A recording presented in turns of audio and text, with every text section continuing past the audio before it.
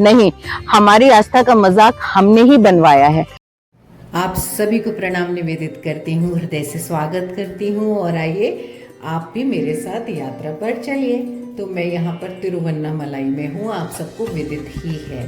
तो तिरुवन्नामलाई में महर्षि रमन के आश्रम से जो मार्ग जाता है स्कंदाश्रम की तरफ, यानी कि उनके पुराने आश्रम की तरफ, तो प्रतिदिन की भांति आज भी मैं वहीं जा रही हूँ और जाकर वापस आने में मुझे 4 घंटे तो कम से कम लगते ही हैं, क्योंकि वहाँ जाकर यदि वहाँ उनकी गुफा में ध्यान न किया तो फिर कोई लाभ नहीं है आने का, है ना। सिर्फ दर्शन का मतलब देखने से तो है नहीं, मैं हर बार बताती हूँ।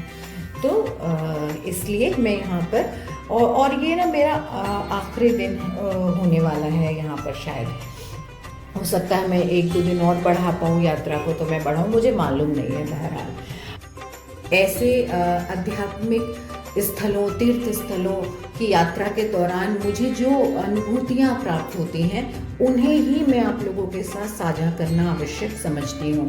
बहुत छोटी छोटी और बातें नहीं, है ना। तो यहाँ पर बहुत बहुत शुद्धता है, लेकिन हर स्थान पर तो ऐसा नहीं होता है ना।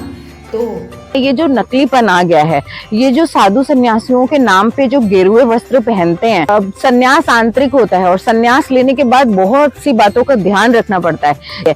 उसके बाद आपका हाथ ऐसे नहीं हो सकता, आपका हाथ सदैव वैसे रहना चाहिए, सदैव वैसे देने वाला रहना चाहिए, है ना। एक रहीम दास जी का दोहा याद आता है कि उनसे किसी ने पूछा, जब आप किसी को देते हैं तो आप की नजरें क्यों झुकी रहती हैं? तो रहीम दास जी कहते हैं कि देवनहार कोई और है, देवत है दिन रैन, लोग भरम मोपे करें तासो नीचे नैन।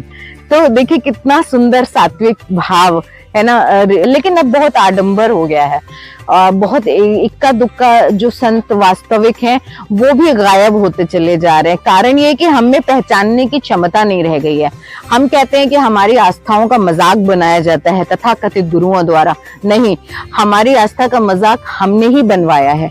जो सात्विक चीजें, जो वास्तविक ज्ञान है, उसकी हमने प्रतिष्ठा नहीं की। अब आप खुद तय कीजिए कि आप लोग जब YouTube देखते हैं या टीवी खोलते हैं तो उस पर कितना समय देते हैं, और ज्ञानवर्धक बातों को आप कितना देखते, कितना सुनते, कितना सराहते हैं, है ना।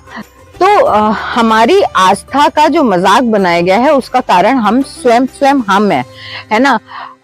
हमने गलत चीजों को सराहना शुरू कर दिया तो समाज में गलतियां, कुरीतियां बढ़नी शुरू हो गई। यदि हम अच्छी चीजों को, अच्छी बातों को सराहना आरंभ करेंगे, उनको प्रश्रय देंगे, उनको देखेंगे, उन्हीं चीजों को फॉरवर्ड करेंगे, कमेंट करेंगे, तो क्या होगा, धीरे धीरे वो चीजें बढ़ने लगेंगी, है ना। तो अभी बस यही है कि किसी समाज में जो भी कुरीतियां, जो भी विडंबनाएं, जो भी बातें हैं जो हमें अच्छी नहीं लगती हैं, तो उसके लिए किसी को दोष देना उचित नहीं है, उसके दोषी हमें। बस इतने ही मैं कहना चाहती हूँ, बाकी कुछ खास नहीं। और आगे भी मुझे यात्रा में जाना है, पता नहीं कहाँ कहाँ, जहाँ देखे तयशुदा रास्तों पर चलना मेरी फितरत नहीं है क्योंकि ये तो सरेंडर का अभ्यास कर रही हूँ ना, समर्पण का अभ्यास कर रही हूँ प्रकृति के प्रति। तो उसमें बहुत ज्यादा बातें तय नहीं की जाती हैं। जैसे मेरा रिटर्न टिकट अभी तक फिक्स नहीं है, कुछ आवश्यक आएगा तो मैं कल ही चली जाऊंगी, नहीं आएगा तो मैं यात्रा में आगे बढ़ूंगी।